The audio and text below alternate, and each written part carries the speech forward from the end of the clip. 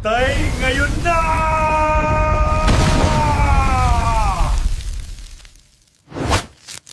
Pagkatapos ng 10 taon nating pag-eensayo at araw-araw na ginagawa ito, nagawa din natin. Mas mapapadali nating hanapin si Daniela. Wala namang tayong sinayang na panahon. Kitang-kita ko ang hirap niyong mag-ama. Sa araw-araw niyong ginagawa yan sa loob ng 10 taon. Ngayon, mas mapapadali niyong hanapin ang ating anak.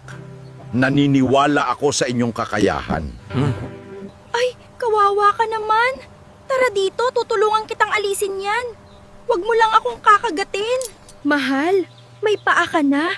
Natupad na rin yung pangarap niyong mag-ama. Halos 10 taon niyo ginawa yan ng paulit-ulit. Kawawa naman ito. Gagamutin ko lang siya na itay. Yung gumaling ka. Ang galing mo, anak! Oo nga! Aalis muna kami, pupunta muna kami sa talyer. Titignan namin ang aming eroplanong ginagawa. Sige, galingan nyo para mahanap nyo na ang ating mahal na Daniela.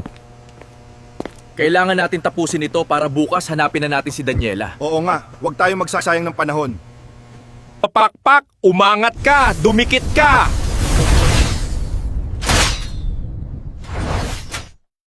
Okay na, babiyahin na tayo bukas. Nasa akin ang mapa kung saan biglang nawala ang sinasakyan ni Daniela sa kagubatan. Tara na anak, magpahinga na tayo.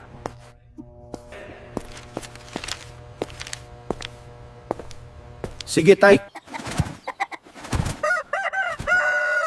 Eto na ang tamang panahon. Kapatid, hahanapin ka namin uli. Mag-ingat kayo. Pag uwi nyo, dapat kasama nyo na si Daniela. Tay, excited na akong makita ang aking kakambal. Ako din, anak. Alam nyo ba, Tay, na hindi makina ang gamit ko dito? Gumagamit ako ng kapangyarihan ko para ito gumana. Gagawin ko lahat para kay Daniela. Bilib talaga ako sa pagmamahal mo sa iyong kambal, anak. Tay, eto na yata yung magubat na sinasabi sa mapa. Malapit na tayong bumaba. Kapit ng mahigpit. Bababa na tayo, lalanding na tayo. Anak, handa ka na ba? Hindi natin alam ang pagsubok dito. Araw-araw akong handa para sa aking kakambal, itay. Kakakababa lang natin. Tignan mo yung gate, Tay. Halatang napakalakas ng boltahe ng kuryente. Nakikita mo, yung bawat liwanag ng kuryente, isang dikit lang natin dyan, pwede tayong mapahamak. Oo nga no. Sirain ang bakod!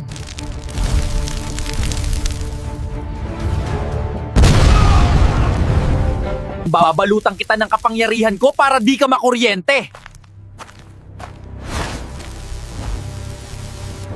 Sana hindi pa huli ang lahat. Sana ligtas ang aking kakambal. Magiging okay din ang lahat, basta hanapin natin siya. Tay, ang tapang ng amoy ng usok. Hindi ko kakayanin. Ako din. Para akong mawawalan ng malay.